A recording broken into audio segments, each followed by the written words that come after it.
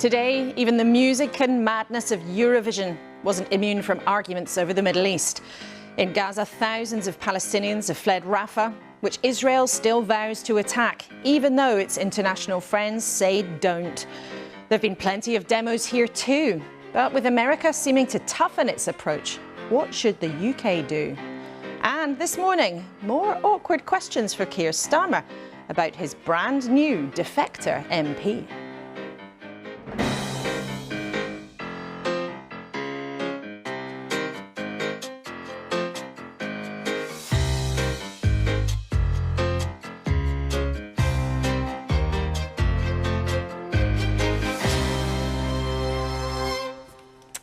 Morning, morning. Well, that is the question on the Foreign Secretary's desk, and Lord Cameron is here with us this morning alongside Labour's Jonathan Ashworth, the Shadow Paymaster General.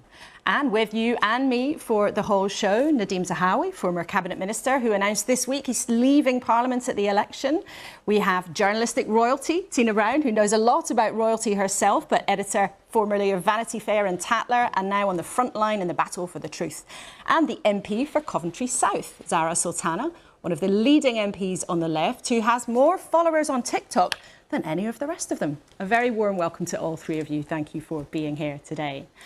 And it is the BAFTAs tonight, and we've been speaking to the actor Dominic West, who is hoping for a gong. He joins us to talk about playing the King and the role he really craves. Bond villain would be good. A Bond villain? Yeah. Not Bond himself? Well, it's a bit long in the tooth, I think. Really? Are you sure? Oh, well, you're very kind. Don't you fancy I think it? even Roger Moore was younger than me.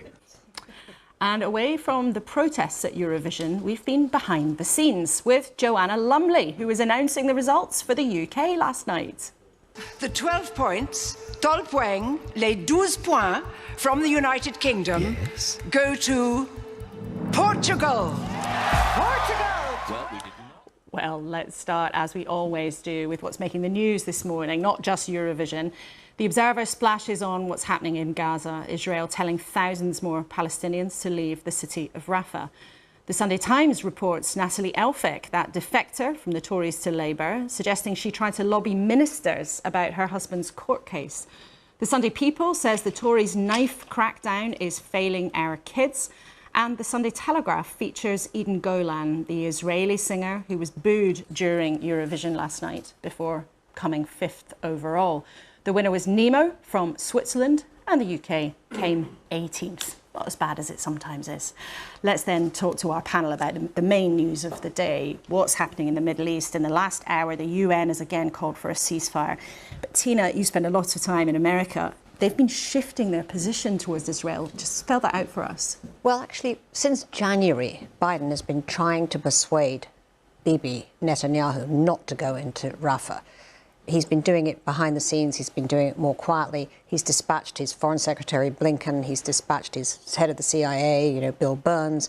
And it's been really a pretty fruitless quest to make him do this, because this has now become a major political issue for Biden, as well as him being genuinely horrified by what he's been seeing in the civilian casualties. It's really a real political problem, because it's actually split the Democratic Party in two in terms of their attitude towards this. 33% of Americans don't approve of this administration's handling of the Middle East.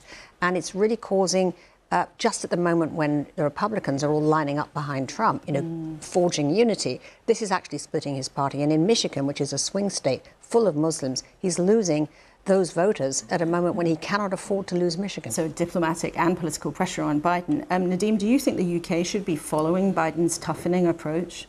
So this is really hard, and I think talk to the Foreign Secretary in a second. But Israel was attacked on the 7th of October, and I think the most eloquent on this has been the Crown Prince of Bahrain when he said they condemn Hamas, that the attack on civilians, men, women, babies, children, was barbaric, heinous, taking hostages and attempting to make the world believe that it's an act of war is unjustified.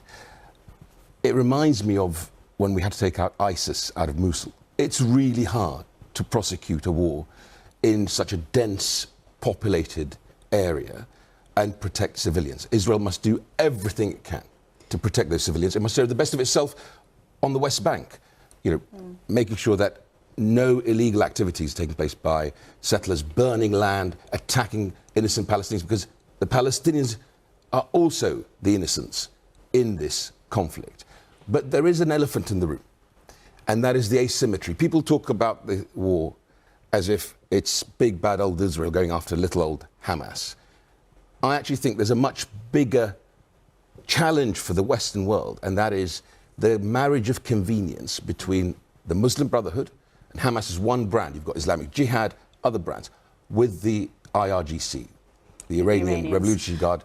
You know, that is a much bigger challenge that Israel's at the forefront of.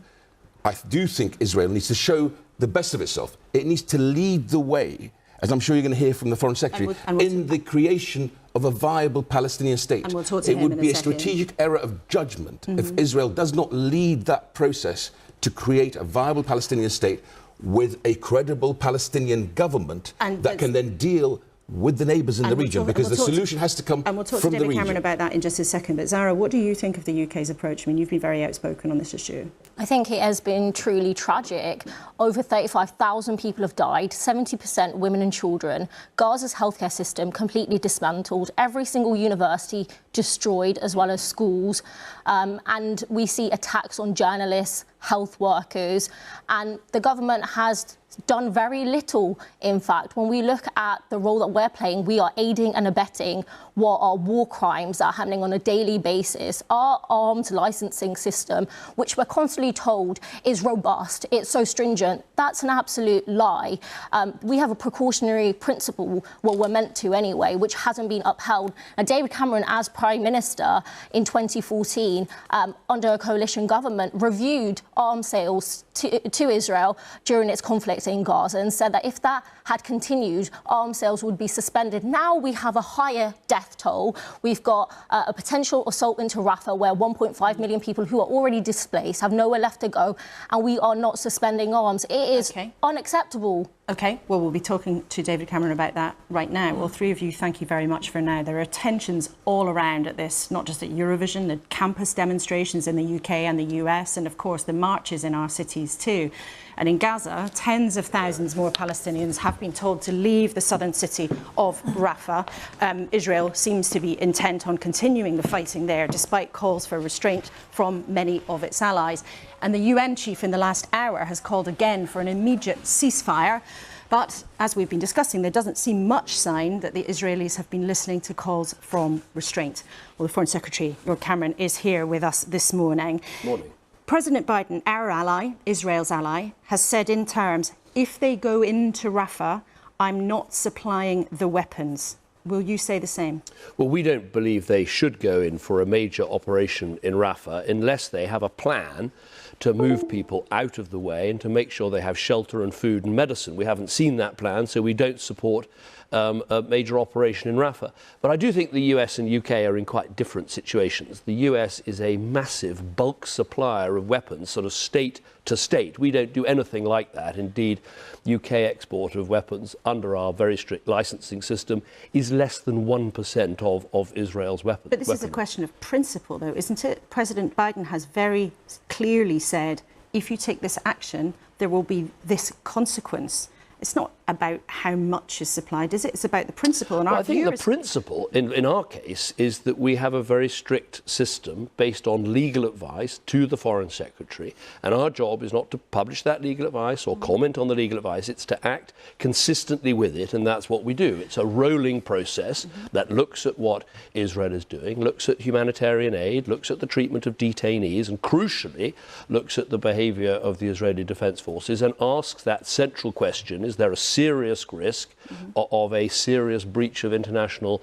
humanitarian law?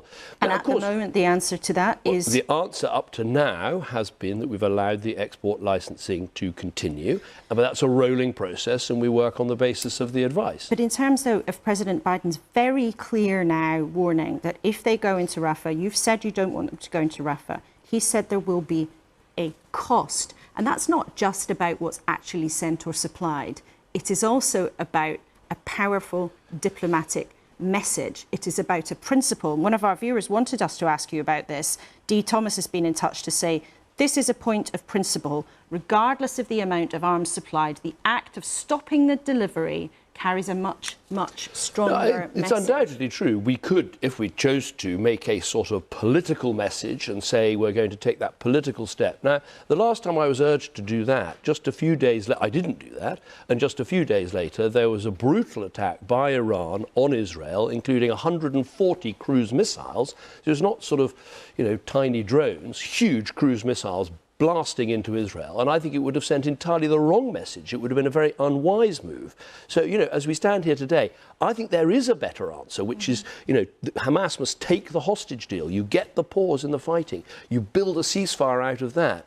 But I think actually, just to simply announce today we're going to change our whole approach to arms exports rather than go through our careful process, it would strengthen Hamas, it would make a hostage deal less likely. I don't think it would be the right approach. So is President Biden wrong to take that approach then? He is in a totally different position. They are a massive state. To them, it's not so much a principle, because actually it's really, they are a massive state supplier of weaponry. They're involved in the IDF tactical and strategic thinking. It's a totally different situation. And I'm not really, what I want to do is make sure British policy has impact. We've got three things we want to achieve. We want to stop the fighting, get the hostages out, and remove the Hamas threat. We want to get aid into the Palestinian people in Gaza. And we'll talk about that. We crucially want the long-term solution of the two-state solution that Nadine was talking about. And what I measure is, are we making progress on those things? Now, it's frustrating. Not enough aid is getting through, but we're hammering away every day on open the port of Ashdod, get this pier built off the Gazan beach, switch on the water and the fuel back into Gaza, get the 500 trucks a day. That's what we're doing, hammering away on that, because that will make a real difference. I'm not really interested in the sort of message sending. I'm interested in what can we do to maximise the British pressure and the outcome that will help people in their lives, including getting the hostages, including British nationals, by the way, released. You seem very frustrated by what's happening. It is frustrating because, I am a supporter of Israel, I'm a supporter of the two-state solution, but I'm a massive believer in the importance of getting aid through to the Palestinian people.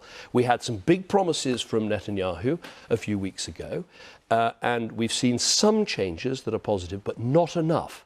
And so I was on the phone to Ron Dermer, who's sort of Netanyahu's right-hand man in the cabinet, for an hour on Friday, making these points. It's not all bleak, though. I mean, on the issue of the treatment of detainees, I went to see Netanyahu. I said it wasn't good enough, that we needed to have a proper independent system for inspecting and regulating, and the Israelis have announced they're now going to do that. So we shouldn't overstate what Britain can get done, but nor should we understate it. What's interesting, though, in the context of all of this, is the United States, our very close ally, said on Friday in their report looking at what was happening in terms of breaches of international law, they said it was reasonable to assess that there were breaches of international law going on. Are they wrong?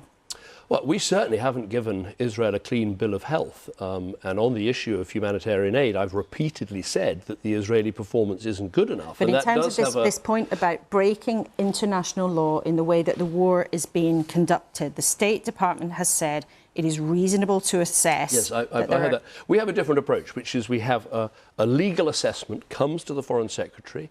We don't publish that legal assessment. We don't comment on the legal advice, but we must act in a way that is consistent with it. And of course, as we do that, we make statements to Parliament. We give interviews like this to explain our approach. And as I say, Israel has not had a clean bill of health. On humanitarian aid, there have been real failings and they need to do better. But on the crucial question we have to answer, which is there a serious risk of exports being used for a serious breach in international law? Up to now, in the assessments we've done, we've continued with the export licensing, but it's a rolling process and it looks at what is happening on the ground. So are they on notice then? I know you've used the phrase a rolling process several times. In a way, they're permanently on notice because it's a permanent process and it's not just, open source material and what have you. We go back to the Israelis and we point out individual instances we're concerned about and ask questions about that, as I did with the detainees. Mm-hmm. Sometimes we get good answers and sometimes we don't, but it's an ongoing process. So it is, in spite of what the Labour MP said over there, it is one of the most rigorous processes anywhere in the world. But just to explain that, it's interesting there, you're suggesting that essentially British government lawyers go to the Israelis and say, explain yourself on this incident. Yes, that's absolutely the process. So, as part of the assessment, There are the issues which we're concerned about, including on humanitarian aid, and then we go to the Israelis and ask a series of questions about individual incidents, but also crucially on the humanitarian aid, where I'm pushing the hardest, because of our engagement. You know, my envoy on humanitarian aid, Mark Bryson Richardson, next week will be in the room with the Israeli relevant cabinet minister, going through all of those bottlenecks about where aid isn't getting through. As I say, what matters to me is, are we making an impact on those three things we're trying to fix? One of the ways that other countries are trying to have impact on humanitarian aid is funding being restored to the UN relief agency, UNRWA. Now, it was investigated over claims that some of its staff had links with Hamas, but that investigation has been done. And other countries, there has been enough in that investigation that has come out for other countries, including Canada, Australia and Sweden, who have started giving it money again. Now, if you care, as you appear to do very passionately, about getting aid in, why not turn the taps back onto that aid agency that is on the ground? Well, I'm being a bit more demanding because there were two reports. There was Catherine Colonna, my former French counterpart, and she did a good report and some good undertakings were made. But the actual investigation is done by something called the OIO, the Office of Independent Operations. They haven't yet completed their report. And I want to see real undertakings from UNRWA, including from Philip Lazzarini, the man that leads it, that they are going to investigate these things properly, that it won't happen again, that changing their procedures and everything else. Because it's not, you can't expect us to pile back in and start funding an organisation when some of its own workers were involved on October the 7th. Now, we recognise are good enough for some other countries, though. Well, I'm being more demanding. We haven't seen the investigative report into what actually happened. So I want to see both of the reports, and then we'll make our decision after that. In terms of another idea that could have helped, however, there was a proposal that UK troops could have been what was called wet boots on the ground. They could have gone and helped on the beaches in Gaza, taking aid from a pier to be built by the Americans directly in. Why is that not happening? Well, so we are playing a very full part in this, where in terms of the whole movement of aid from Cyprus to either Ashdod port or onto the pier on the beach in Gaza. It will be a British Royal Navy ship, RFA Cardigan Bay, that will be one of the sort of logistic hubs off the pier. But the view the Prime Minister took, and I took and others took, was actually putting British boots onto the beach was not a good move. It's not necessary. There are other people that can do it. Who's going to do it then? I think it'll probably be via a contractor, and it will be secure, and there will be, I think the arrangements, I've looked at them, are very secure. But I think, we have to judge, again, where can we make the biggest difference? We're brilliant at the logistics. We're very good with the Royal Navy. We're great in our work with Cyprus. We've trebled our aid. We got it in by air, land and sea. But British boots on the ground, I think, is a risk that we shouldn't take. I think particularly it's why the Americans, incidentally, are not putting their boots on the ground in the same way. I think there might be specific targeting of British or American troops, and so I think it's a wise decision. In terms of the fortunes, it appears very sadly, of a British-Israeli a man who had joint citizenship, Nadav Popowell. Now, there have been reports, we think, coming out from Hamas, suggesting that he has now died. He was taken hostage in the terrible attacks on October the 7th. Is there any information that you can give us? I can't give you any new updates this morning. Like everyone else, I watched the video on Twitter, X, last night, put out by Hamas of Nadav answering a question as to who he was. And I watched that video, and you just think, what, callous people they are to do that, to play with the family's emotions in that way. I met Nadav's family, his sister, and I know the heartbreak they've been going through for over 200 days. And when you see what Hamas are prepared to do, you just realise the terrible, dreadful, inhuman people, frankly, that we are dealing with. And maybe it's a moment, actually, for the BBC to ask itself again, should we describe these people as terrorists? They are terrorists. If you kidnap grandmothers, you kidnap babies, you rape people, you shoot children in front of their parents, what more do they need to do for the BBC to say, look, these are terrorists? They really are. Can you confirm, though, if you have been in contact with the family today? You say you can't tell us what's happened, but have you been in touch with the family? I've met with the family. I've spoken with the family on previous occasions. I've seen the video. We are trying to work out what has happened. We don't want to say anything until we have better information. More concrete. OK. You made a speech this week talking about the threats around the world. And the last time you were here, you said the danger lights were flashing. We've seen in Ukraine in the last day or so what appears to be new Russian advances in the northeast around the area of Kharkiv, where people have become familiar with the geography, given what's happened.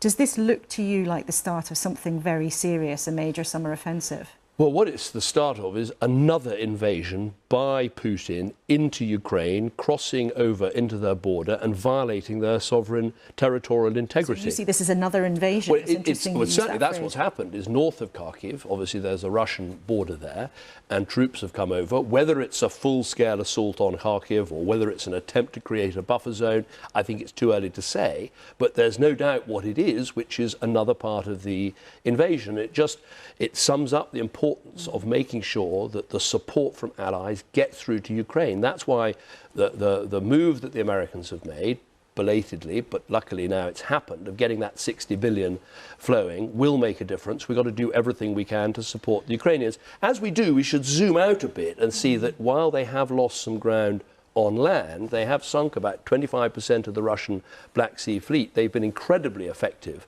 as a set of armed forces and as a country, and they deserve our support. You used a phrase there this week. You said the UK must have the courage to act.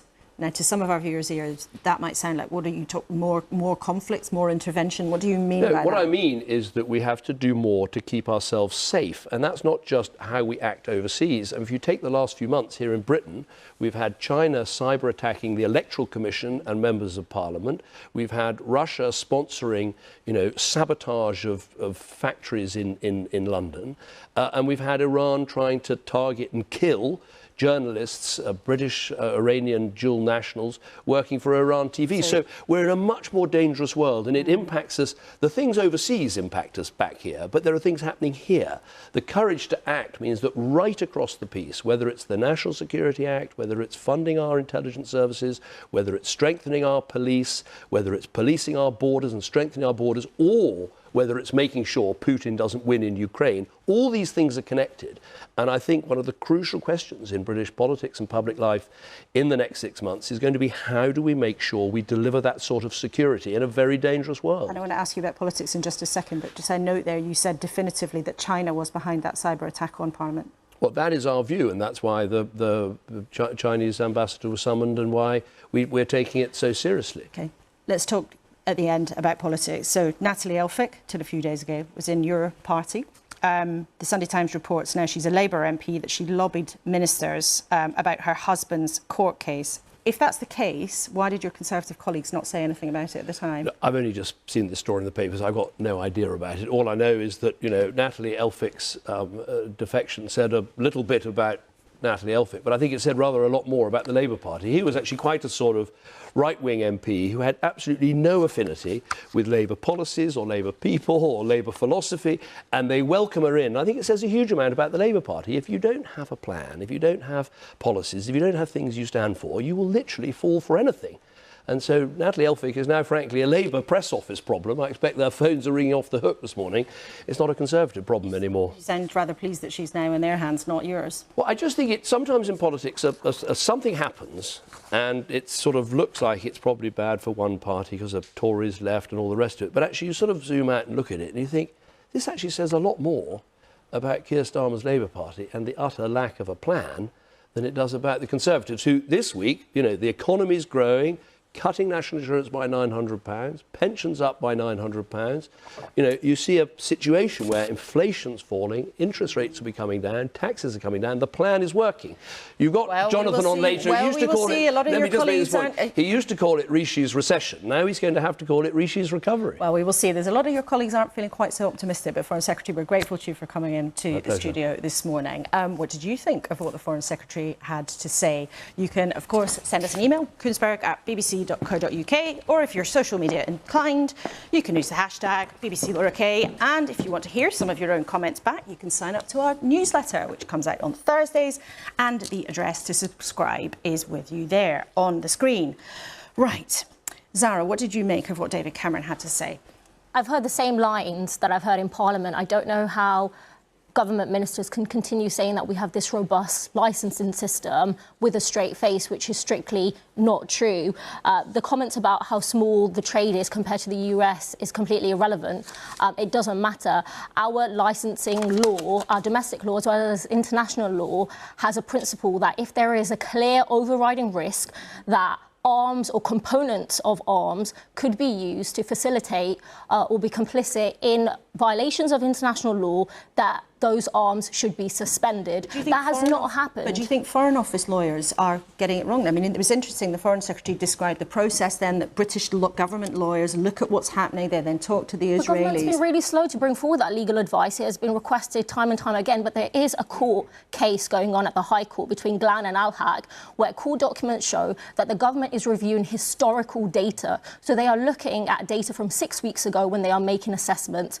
For example, with the World Central Kitchen attack, where 7 aid workers, including 3 British nationals, were killed, David Cameron and Kemi Badenoch made a decision to continue arms sales just 2 days later. I think viewers would be shocked that 3 British nationals were killed in a deadly Israeli airstrike, and our government said it's still OK to continue arms sales. Nadim, you've been on the inside of government at difficult moments, like when you were trying to take on ISIS. I mean, what did you think of how David Cameron tried to justify the British decisions? So just to Zara as well, very early in my career when I was a backbencher, I sat on the Committee on Arms Export Control when I used to sit on the Business Select Committee where we had that interrogation of the Post Office, you'll remember.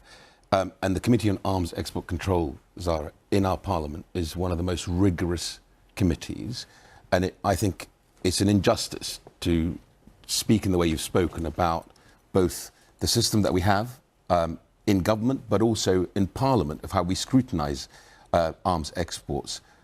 And arms export control. So all I would say to you is what you just heard from David Cameron, I think, was transparent and robust. Just on that, and he articulated exactly the process. So why that did takes he in place. 2014 say that the government would suspend arms sales to Israel for its assault in Gaza? In 2014, was the threshold lower then? Is it higher now? What it seems to me is the case is that the government has latitude to pick and choose when it wants to apply the criteria, because government ministers have discretion. And right now, for whatever reason it might be, they do not want to apply the criteria at all. That's what it seems like.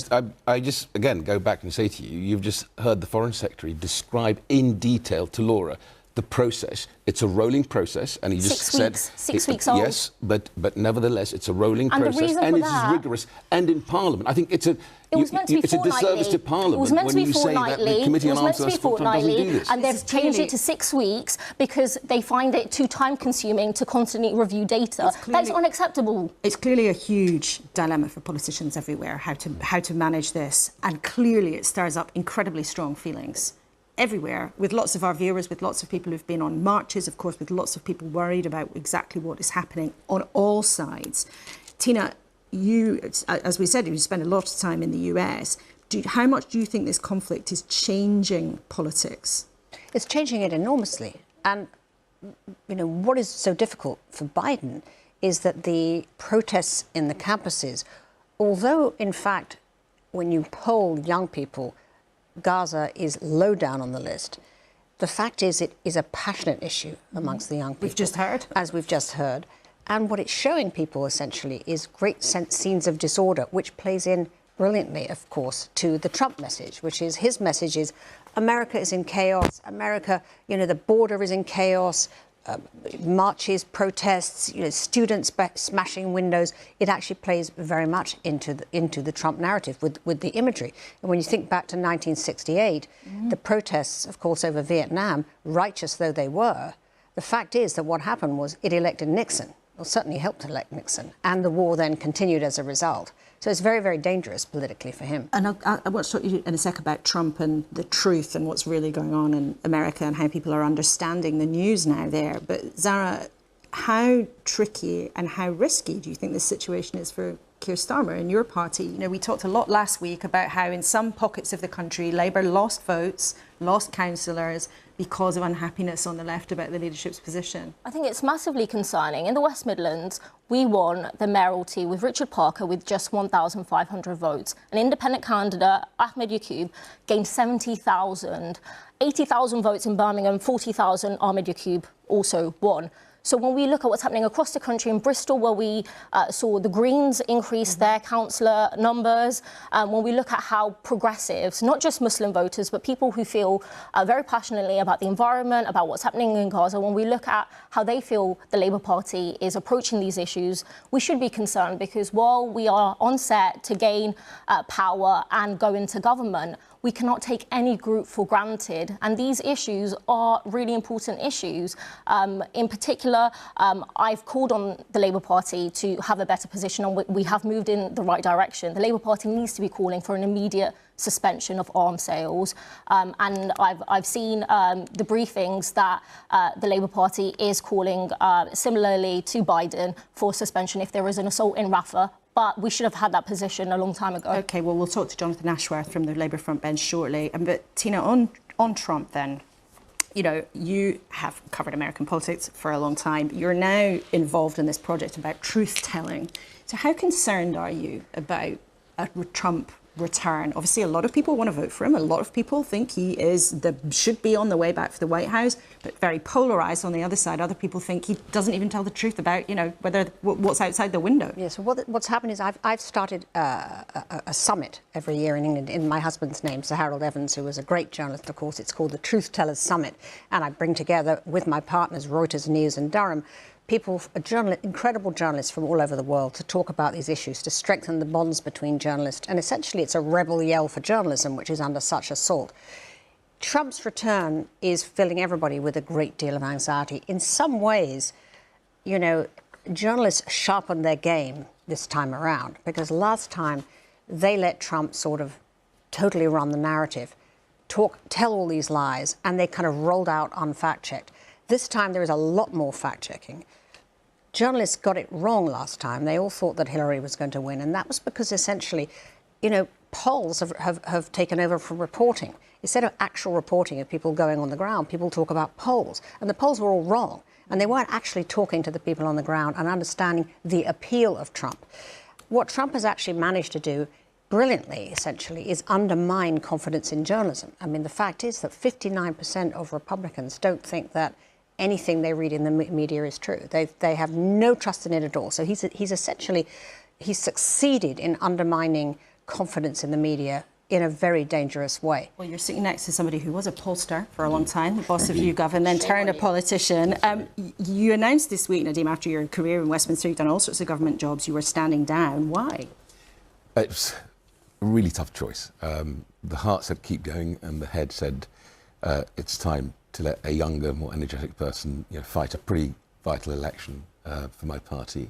I look at my life in sort of decade intervals. I did a decade at YouGov. I've done almost a decade and a half in frontline politics. If you take my time in local government in Wandsworth, it's about 3 decades. And I think it's time to move on. It's a wonderful seat, best seat in Parliament. And I think it's deserving of a young, energetic Conservative. The list will be as long as my arm. I'm sure there'll be lots of people vying for your seat in a very nice part of the world, Stratford-upon-Avon, not far from your constituency either. But as you prepare to stand down, there are some questions about what happened when you were removed from the government by Rishi Sunak. There's some questions that you've never answered. There was an independent report that said you hadn't been transparent enough about an investigation into your taxes by the HMRC. Are you sorry about how you handled that? Of course, and as I said in my retirement letter, my mistakes are my own. I'm sorry that when I had my settlement with HMRC 2 years ago, I should have probably been more explicit in the details in the ministerial declaration as to how the settlement was arrived at, and that's my own mistake. And are you ready to say now why you paid a penalty to the taxman as a result of the investigation? How much you paid? Of course. So what happened? And I deal with this in my memoirs, which are coming out in August. You can deal with it now. Absolutely. And the HMRC found that it was non-deliberate. It was a careless mistake. They also accepted that I was not the beneficiary of an offshore structure or an offshore trust. But they thought the apportionment of shares in YouGov when it was first launched should have had more of the shares in my name, and as it's been reported, the total payment was just shy of £5 million. So that is what you paid, nearly Absolutely. £5 million. And why did they get you to pay a penalty if it was just a because mistake, as you say? as I said, although it was found to be non-deliberate careless, there's still a penalty attached to that, which I accepted fully. And I accepted it, by the way, because I was Chancellor of the Exchequer. And even if I wanted to push back on this, I think it would have been a total abuse of power if I had done. Do you regret saying that journalists were smearing you when reporting first emerged that the taxman was looking at your affairs? No, because the smears were so wide. Things like the National Crime Agency, which I've never, ever had any dealings with ever, or any investigations from. But you were being investigated by the HMRC, and that was correct, reported, and then you said it was a smear. No, I said because it was linked to National Crime Agency and the SFO, which I've never had an investigation from. And when you were being attacked in that way, upon reflection, again, I deal with this in my memoirs, maybe I should have been much clearer in my declarations as a minister that I was under investigation by HMRC, and I've reached a settlement with HMRC, as I said, as non-deliberate and a careless offence, but nevertheless a misdemeanour. So I accept all these things, as I think one has to in life when you reflect. I've been very lucky in life. I've had an extraordinary career. As my book will outline, the boy from Baghdad, who arrived on these shores in 1978, 79, without a word of English. I just wonder how you feel then about the party that you're leaving behind. I mean, particularly as a pollster, you've been on the kind of Conservative roller coaster on the front line of it. Do you worry about what you're leaving behind?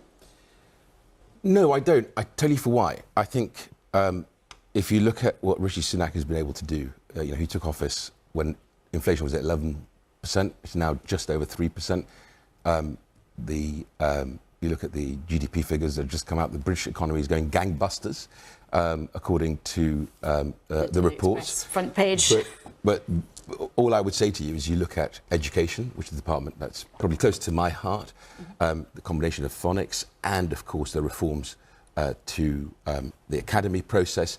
It's no accident that English students now are amongst the best readers in the world compared to what's happening in Scotland or Wales. So people in a general election will be able to see the difference in policy. And I think once they begin to scrutinise Starmer, and I think, by the way, he's made two mistakes recently, which we'll talk about. One was the Rwanda vote, which he made a mistake on, and the second one is what we're going to talk about we'll talk with Zara. Maybe about you two Natalie might Elphicke. have something in common about Natalie Elphicke, but Yeah. Nadeem and Tina and Zara, thank you very much for now. Well, as Nadeem was talking about, Keir Starmer has been miles ahead in the polls for a long time, but when you speak to his own top team privately, they're happy to remind everybody that is not a done deal. They don't want anybody to take it for granted. The party lost votes last week, as we've been talking about, because of the leadership's position on Gaza, although they did have a string of successes across the country. But that decision to welcome Tory defector Natalie Elphicke into the folds got some headlines, but a couple of days later, is it creating some nerves too?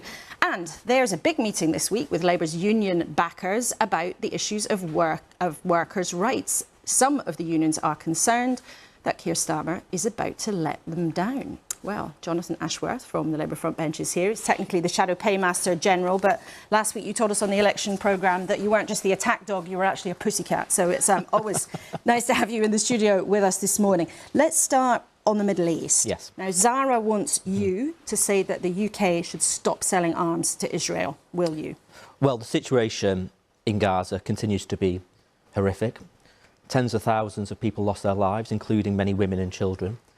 I look on and completely horrified. It's why I've been calling for an immediate ceasefire for some time. It's why I want to see the humanitarian aid, the UN aid, get in there and get more of it get in there. Of course, like everybody else, I want to see hostages released immediately. Should the UK stop selling but arms? on this issue of Rafah, let me be very clear. A full-scale offensive into Rafah will be a catastrophe beyond description. There's 1.5 million people there. There's 600,000 children there. And if that full-scale offensive goes ahead, I do not want to see British-made weapons, components that are parts of weapons, used in that offensive. So we've both called for the legal advice to be published. That's unprecedented, but in the circumstances we think it should be published.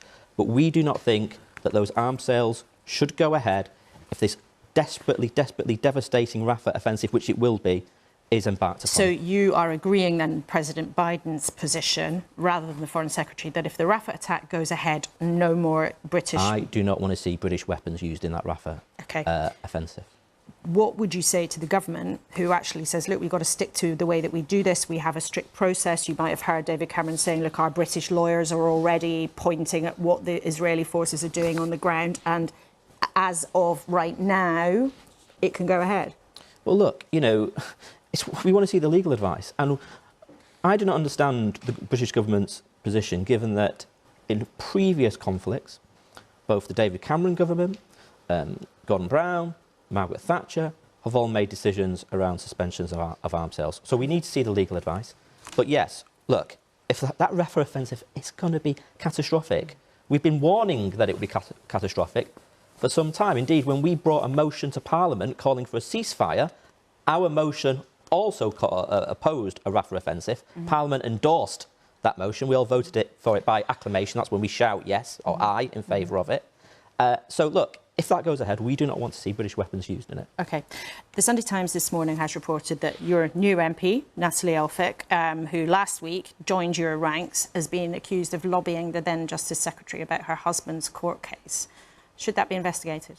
Well, she says it's nonsense. It's not in her interpretation of events. I don't understand if why the Lord Chancellor at the time did not raise this and why he's raising it now. But she says it's not in her interpretation of that discussion. Should it be investigated just to make sure that it was all absolutely above board? Because either she isn't telling the truth, or Robert Buckland, who is a KC and who was the Justice Secretary and Lord Chancellor, isn't telling the truth. Well, look, she said it is not her interpretation. She says it is nonsense. I wasn't there. You weren't there. I mean, look, if Robert Buckland has got more to say on that, perhaps he should come out and you know, offer his opinions and his reflections on it. I wonder if she was still a Tory MP. I think a lot of our viewers might think that the Labour Party would be shouting from the rooftops for an investigation, wouldn't you?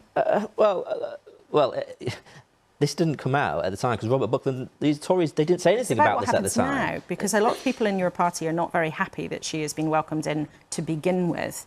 And don't these allegations actually start to create a sense that maybe Keir Starmer and your Labour leadership team have made an error of judgment? No. I think what Natalie Elphicke's crossing of the floor reveals is the extent to which we are witnessing a disintegrating and decaying Conservative government. And she moved away from the Conservatives because she felt the Conservative government, had failed to support young people getting on the housing ladder.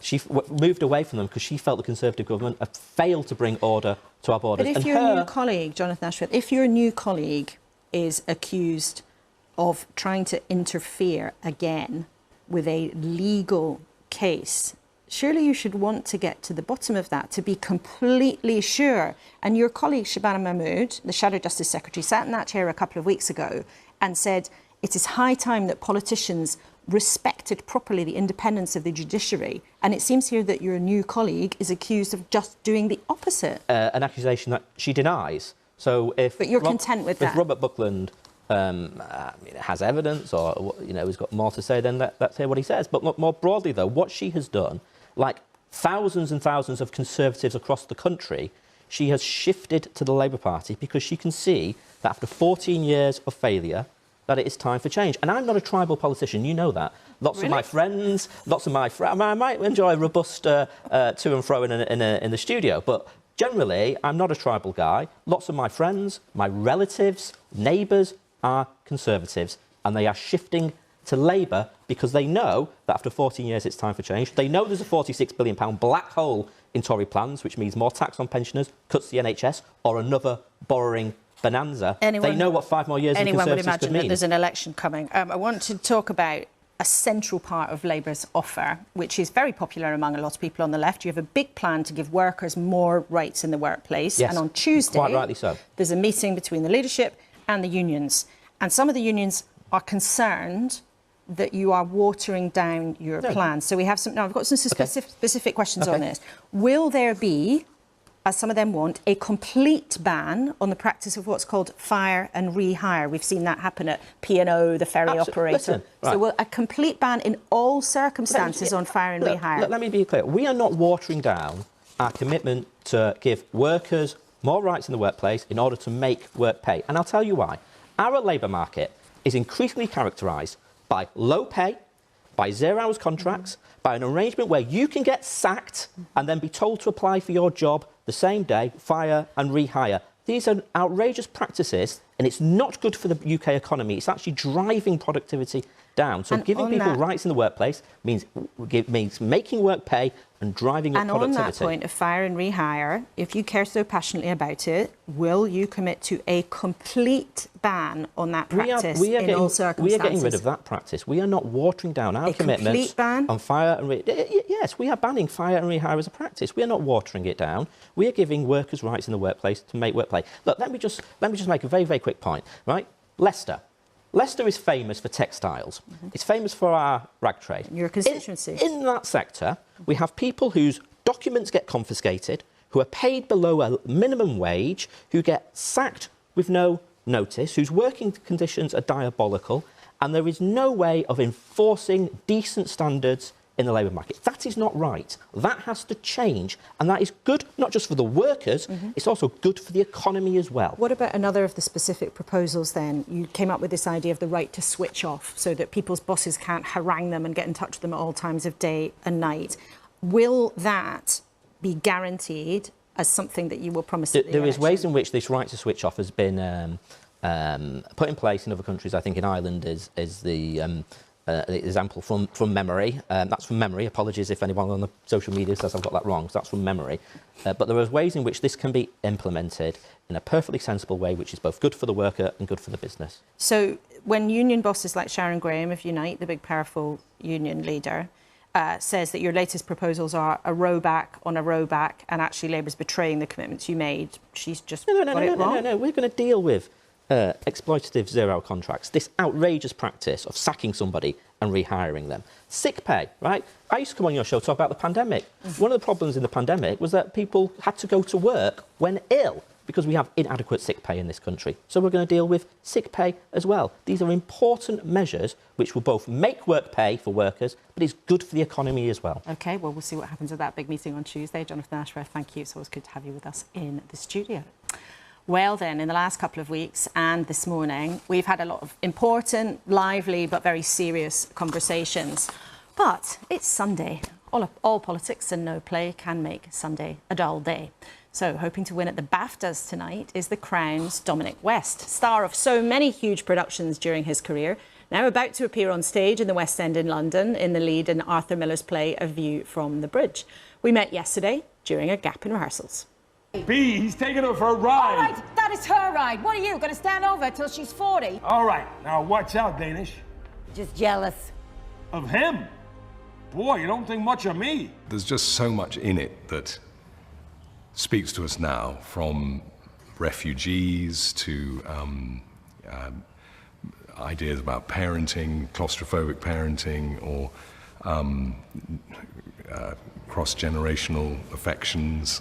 Miller was, I think during the war, he worked in the shipyards in Brooklyn, which is where this is set, or where my character works. And if you get one word out of sync, the rhythm doesn't work. The sound is wrong, and it's written like a piece of music, and it's perfection. It really is.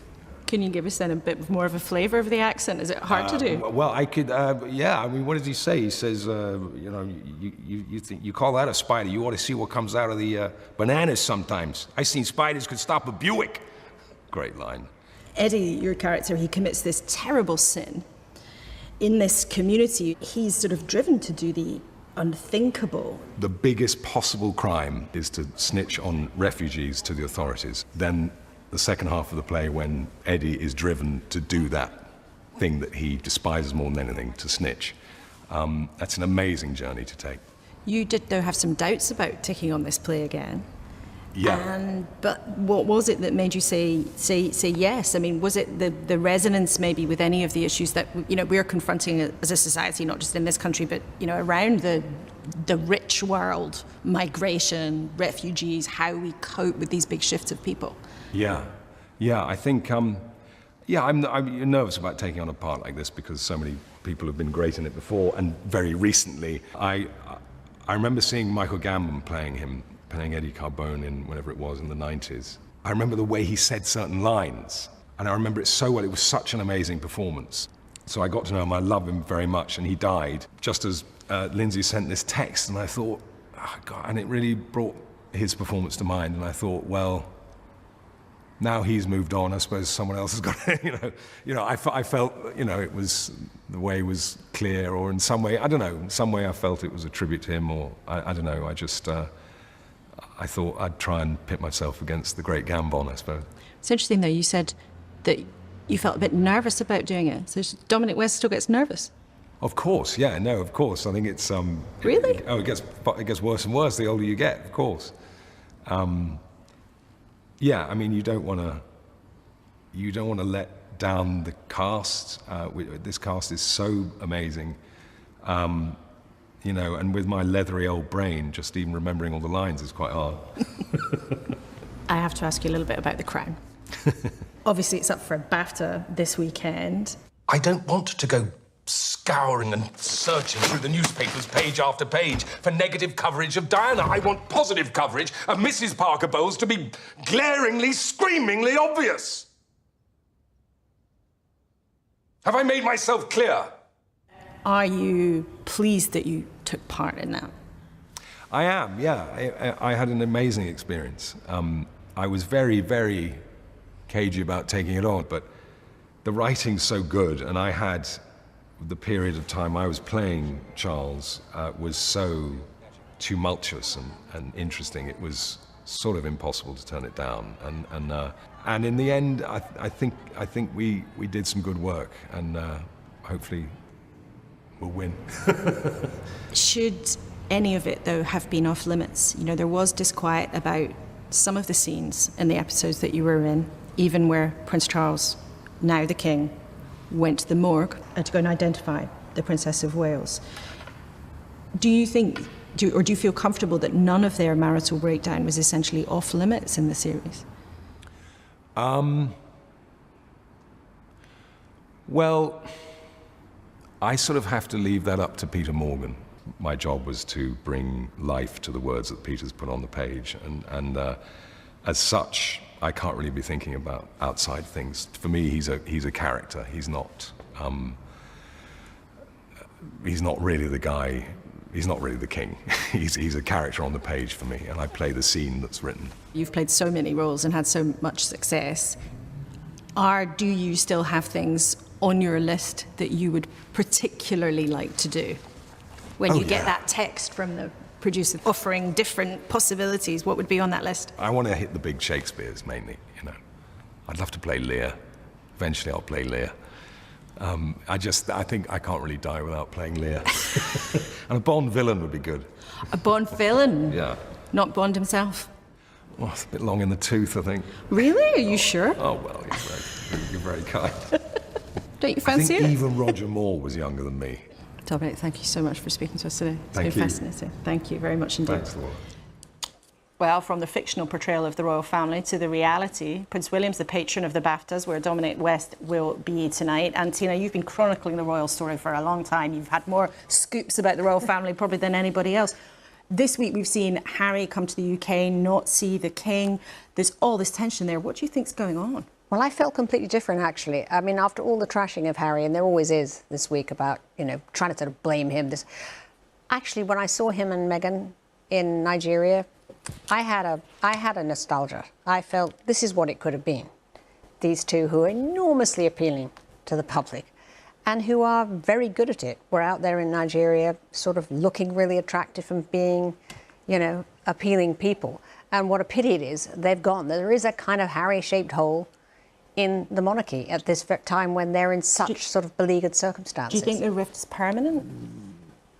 It might be, because things tend to get more and more ossified, like they did with the Windsors. But I think we needed Harry and Meghan, and I think, unfortunately, what's come to pass with the cancer diagnosis and things shows just how depleted the family is and how much it needs all its stalwarts. So I'm hoping that that doesn't happen. I hope it does, mend. Talking of rifts now, politics defections, they're not common things to happen. How did you feel when you heard, Sarah, that Natalie Elphicke, who's on the right of the Tory party, was coming your way? I think it's great when people are moving towards the Labour movement and the Labour Party. Natalie Elphicke, however, is an interesting one because she is a former paid-up member of the ERG. She voted for Liz Truss in the leadership.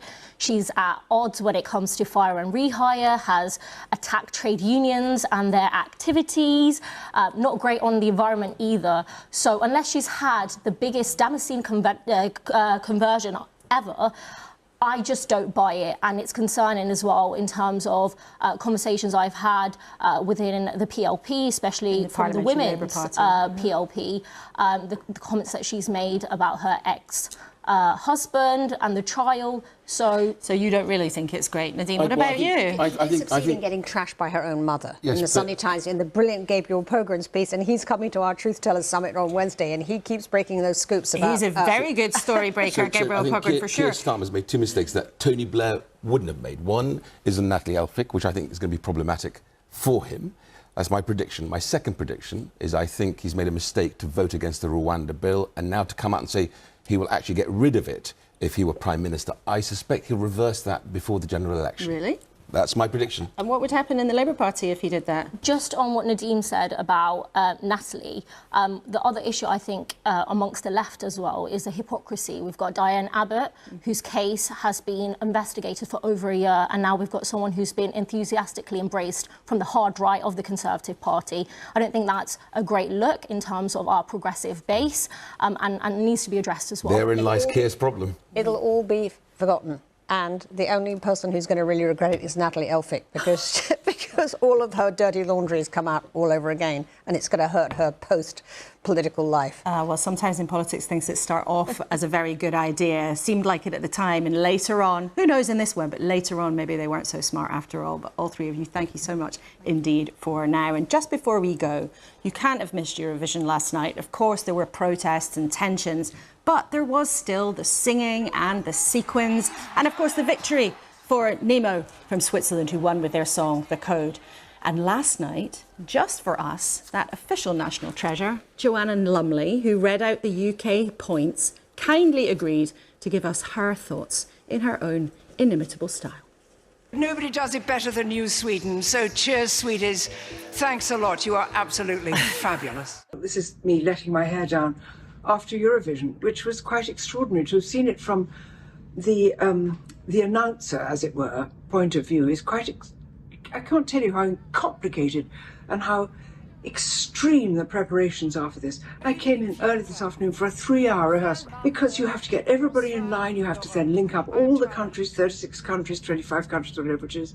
You've got to get all the presenters in place. You've got to go, hello, are you there, in your special language. You've got to hold up a piece of paper so that you can hear them, do all that, and then on your block, and then come back. Then you've got to do an afternoon show. So the rehearsal was recorded. Then we come on to the evening, and you mustn't drink a drop. Because you're going to be speaking and you're going to be representing our country. It's been fascinating. And to see the love and the work and the detail of all these performers going into it, I've loved it. I've talked too long for your show. Laura, look, we love you. We respect and love you. But your show is a little bit dull compared with Eurovision. OK, cheers, sweetie. Thanks. Well, I cannot top that. Thank you to all three of you. Thank you very much indeed to Joanna Lumley for sending us that little snippet too. And thank you most of all, of course, to you for watching. There is still lots of coverage across the BBC of Eurovision, of course, and importantly, what is happening in the Middle East. A complicated and anxious situation.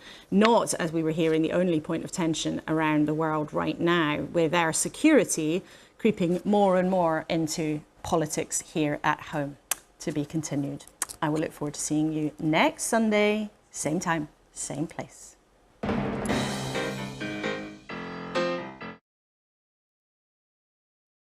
mean, same place, yeah, my YouTube channel, but don't know about the same time though. Depends. Anywho, that's it off for Sunday. Now I'm going to go back and play some Star System. Yes, new patch is out, by the way. Free flight is on the 19th. If you're interested in computer games, I might see Wednesday. I don't know. Yeah. Like I said, I'm a bit bored at the moment. Need a general election.